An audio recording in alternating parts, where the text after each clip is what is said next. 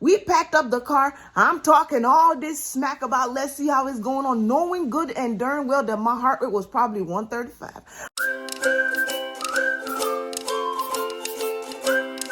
Let me tell y'all something.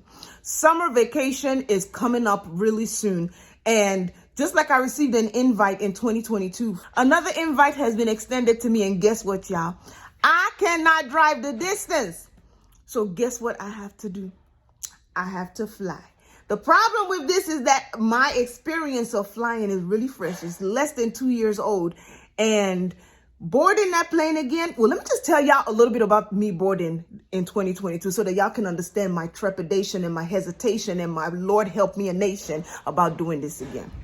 Leading up to the flight, we were packing the stuff. Everything was cute. Every time I thought about getting on the flight, my little heart would leave my chest, sink down to my toes. But I'm like, it's something I have to do, so I have to brave up. Plus, I had 4 children. My 4 girls were flying with me. How am I going to be shaking in my boots? They're looking at me, right? If they start shaking in their boots, only God knows where my level of stress is going to go to. So I try to keep it together, whatever that means. We pack up the car. If you literally want to follow this timeline, you can watch that video and then come back here. We packed up the car. I'm talking all this smack about let's see how it's going on, knowing good and darn well that my heart rate was probably 135. My heart was flying. I was spooked. I was by the window and I told myself I'm going to be brave. I'm going to look. When we finally warmed up that engine and that, I think it was a him pilot, that Mr. Pilot took off and started going down that runway, I looked across and then I looked forward because I had no business seeing anything moving that quickly. Y'all, I knew the moment we left Earth, that plane felt lighter. I don't care what anybody says. I was sitting in one little seat. That plane felt lighter and I knew that there was nothing underneath holding it. When we started our flight, everything was okay. It was a little late. I think we took off around 4 p.m. Sun was up in Atlanta. Everything was beautiful. We hit the skies. Everything was going great. Pilot forgot to tell us that there was a storm coming in where I was headed. If you don't know, we were flying into Seattle. Now, Seattle already is a mountainous, lots of mountains, lots of bumpy region. And if you would have given me the heads up, it would have really helped my emotion, but he didn't. So we start flying into Seattle or into whichever state it was that had the mountains. And that plane started acting like a school bus on a broken road. Y'all, that was when I knew that I had to really be sure that my foundation and my faith was in Jesus Christ, because that moment I shifted. There, if you go back and watch that original video, and I keep referencing it because that's all I could think about in that moment. There is a couple sitting to my right, whatever side this is, on that flight with a child. And thank God for that baby, because had that baby not been there hollering the entire flight going, I don't think I would have had the know-how to keep it together. That baby provided me with a very good distraction. But when we hit those bumpy roads in the sky, me knowing that there's no such thing as roads in the sky, I started praying. I started praying so hard that honestly, I don't even know where I drew that strength from. And then I stopped praying and I was like, oh my God, if this is how I die, is this how I want to meet the Lord? I started singing. But y'all, I wasn't singing songs like the typical person sings songs. No. Why? Okay, we can what song?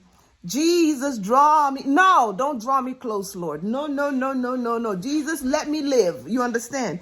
But the thing that really stood out to me that made me laugh after we landed days later was, instead of wasting my words, like, I don't care, Amazing Grace. We could have been singing Amazing Grace. Instead of singing Amazing Grace, how sweet,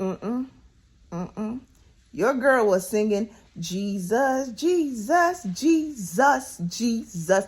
Why waste my words? I was calling on that name so hard. I think even my prayer was, in Jesus' name, Jesus, Jesus, Jesus, Jesus, Jesus. He said, call upon me in the days of trouble and I will answer you. I'm sure I stressed Jesus on that flight. In fact, not only am I sure I stressed Jesus, but I stressed that gentleman that was behind us, so much so that when we landed, he left his wife and kid to the side. I think my behavior, my affect on that flight let him know that it was either my first time or my first time.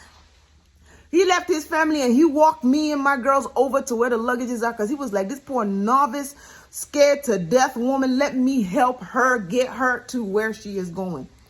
Y'all, when the pilot finally said we are going to be landing in 20 minutes, I sat up straight. I was like, Father, I thank you. Before this, though, I had prayed so hard that God himself put a sleep on me. I was so tired from stressing myself, you guys, that I fell asleep. And it's one of those type sleeps that when you close your eye, the dream that you have is about the flight you are on. So I slept for like 5 minutes and I woke up. When we landed, and after this man was so generous to help me get our luggages, the thought that kept recurring to me was, this is the same way I have to go home. I thought about the fact that when that bird hit the ground, when those wheels hit the ground, y'all, I was like, this plane better not split in half. Why do planes have to land so hard? With all the technology we have on Earth, somebody has to figure out how to make a plane land without that tudum that it makes. Because I was like, good Lord, if this thing, it hit the ground so hard and then it bounced up and then it did it again before it started coasting. That was very scary.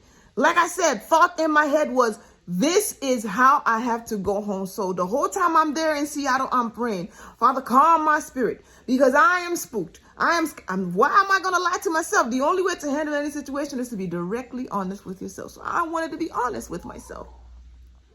On our way back, we had a Mrs. Pilot or a Miss. Thankfully, this particular Miss Pilot had the courtesy of letting us know that there was some rain coming up and that there was going to be a little bit of turbulence. So when she said it, my heart skipped a little, but it gave me a forewarning. I was prepared for the school bus, you know, the shaking that stuff does on gravel roads. Gravel roads, that's what it was. That's what it was shaking like. When we hit it, I don't know. I told myself, you are not allowed to behave like you did coming. You're going home. You're going to make it there in peace. You're going to behave yourself on this flight. My kids were over it. When we took off from Atlanta, they were excited, like, woo! And then 15 minutes into the flight, they got fidgety because it's like, this is another regular whatever type of ride. And I don't know what they expected from being in a plane. I think they may have thought that there were stairs and going up and down, back and forth. Child, we were in, what was it, coach? We were in coach and we sat still. But when we were coming back and we hit turbulence, I just prayed and I was like, God, if this is how you meant for me to check out, it is what it is. I'm not going to stress. If that starts happening, then maybe my stress will only be for a few minutes and then boom, Jesus and the beautiful light. But we made it okay. I'm sorry the camera is shaking, y'all. It is what it is. We made it okay. We landed. She landed very well. Major kudos to whoever that Miss Pilot was. She landed. We only bounced one time. And after we landed, got our stuff, I went home, unpacked, and seriously told myself that it's going to be a while before I do that again. So when the invitation came and they told me that I have to fly in, it hit me. I never did talk about how I felt about my first flight. And I certainly hope that whatever comes of my decision, whether to go or not, if I take y'all along, y'all are going to know about it. I'll make a video about it. Hopefully I'm a bit more capturing because my nerves were so bad on that first flight that there was a lot I wanted to capture that I didn't get to. But I wanted to give y'all this little recap. Was I scared? Yes. Am I happy I did it? Yes. Am I worried about doing it again? Exponential, yes. Will I do it again? Yes. Am I ready for a long flight? The flight that we took was 4.5 hours, right? 4 hours and 15 minutes. That was long enough. I've been told to take shorter flights, but I'm also scared that shorter flights mean smaller planes. And like a smaller plane is like a smaller boat. You feel more of that rocking and I'm not with it. So I don't know. I don't know about shorter flights. I don't know about longer flights. I may take the same type of flight that I took before just to get myself more acclimated with the concept of flying. Y'all keep praying for me.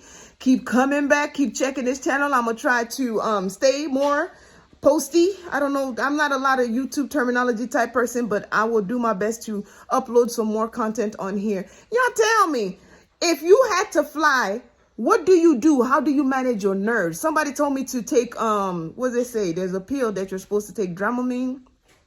Somebody said take a little Benadryl. Somebody said drink a little of the alcohol they offer on the flight. What do you do to calm yourself down? Please, y'all give me some tips so that I can get myself better ready. And if you haven't done so already, make sure you hit subscribe. Make sure you hit like. Make sure you hit share. I want to see some comments, please. I really want y'all to talk to me in these videos.